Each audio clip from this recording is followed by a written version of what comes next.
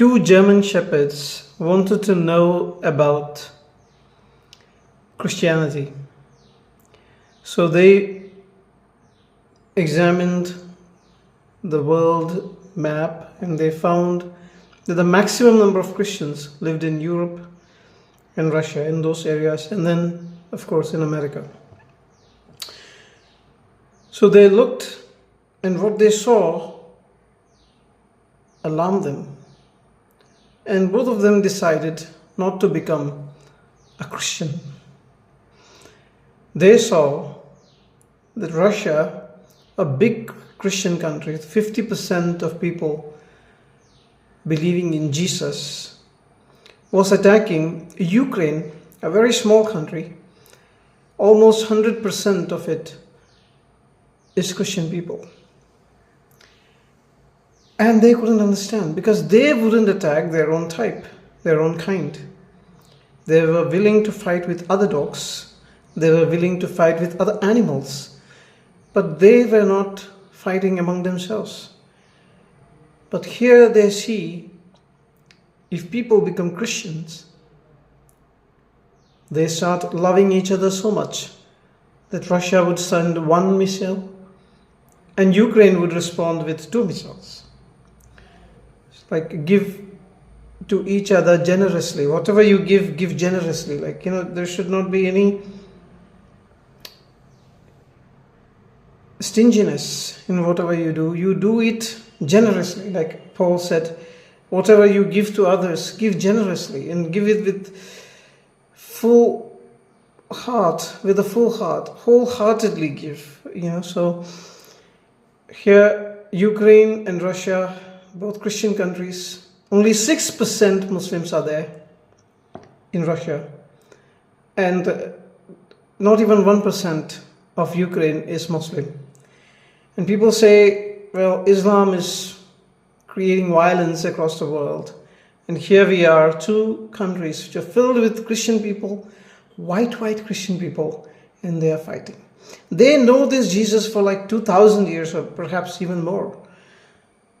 But they are fighting against each other for a little land, for some material benefit on this planet. These people, they believe with all their hearts. If you tell their presidents, both of them would be ready with a sermon on a Sunday to preach from the pulpit and advise people how to love each other, how to care for one another, forgive each other, share their belongings with each other. They would be respected and they would be honored by the people of their faith. Even the great people of Americas would come, great pastors would come and listen to their exposition.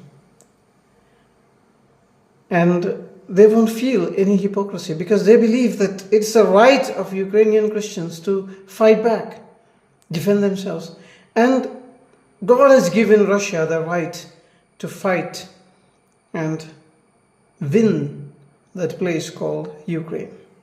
So both have their own reasons from the Bible, from the biblical perspective, to engage in this bloody battle, to kill countless number of people, and then have no regrets, no remorse, no bad feelings about it. It's a just war. It's a war that the world needs. Without this particular problem between these 2 leaders and these 2 countries would never be resolved. And then they say that Islam is causing all violence across the world, which may be true in a different sense.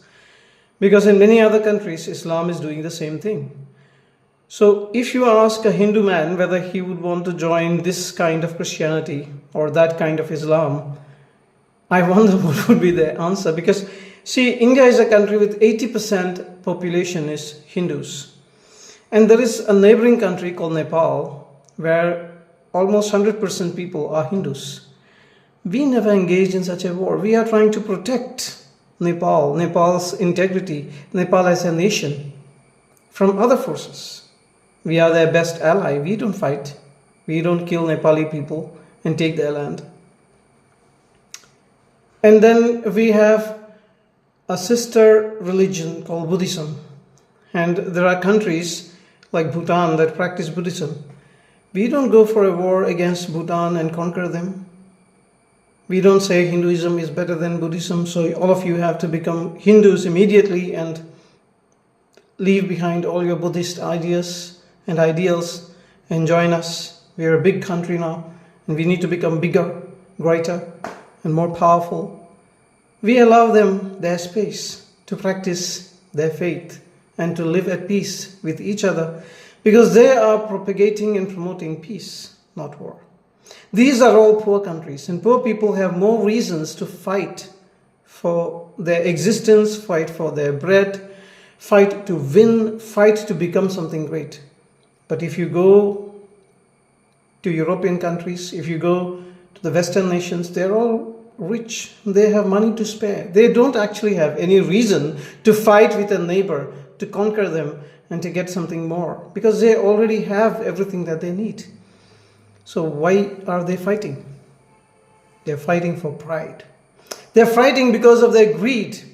They're fighting because of their lust for power, lust for more and more of these worldly things.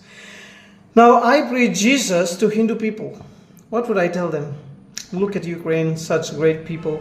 Look at Russia, 50% is Christians. Look at America, who is now going to empower Ukraine, or before they were helping Russia. We don't know. Like, they have different governments and different parties, and they have different political motives, agendas, and priorities. So depending upon which side they want to support, they would support. Sometimes secretly or sometimes openly. Whatever be, the war is not stopping. It's almost 2 years now, I think. The war is not stopping. And then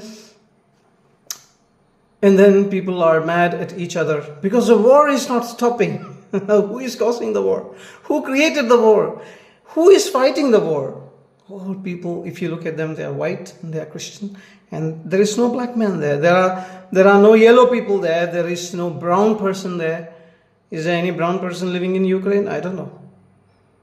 Maybe a few people may be there, but what is happening? My dear friends, Jesus Christ never fought a single war. He never won a single war except his war against hatred, against violence, and against wickedness in this world. People say, did Jesus become a king? Jesus was supposed to be the king of Israel. Did Jesus become a king? Did Jesus conquer all those surrounding nations and establish an Israelite kingdom? Jesus is a failed Messiah. He didn't do any of these things. Did Jesus conquer Rome? Did Jesus conquer the whole world? Did Jesus become the kind of emperor that he claimed to be? His kingdom would never come to an end.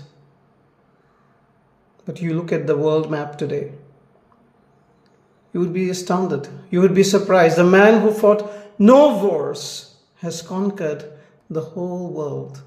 He didn't conquer the world by shedding blood of others. He conquered the world by shedding his own blood that is on behalf of others. He conquered the world. He conquered even the Roman emperor's heart. What's more? It took 300 years for Jesus to conquer the Roman emperor's heart. Constantine, the first Christian Roman emperor who made Christianity something great in the sight of the rest of the world, never fought or never wanted to fight these kind of bloody wars. He fought bloody wars, he won, he understood Jesus, and then he wanted people to worship Jesus and become like him. But his mission failed because the future generations were again being led towards this ideal of just war, violence, hatred, and conquering. Let me tell you, my dear friends, these are two different ways of life. One is a way of hatred, and the other is a way of love. Love takes a long time to succeed, but once it succeeds, it is true success. Like hatred can finish things very soon and feel that it is successful. But is it real success? It is left for all of us to think.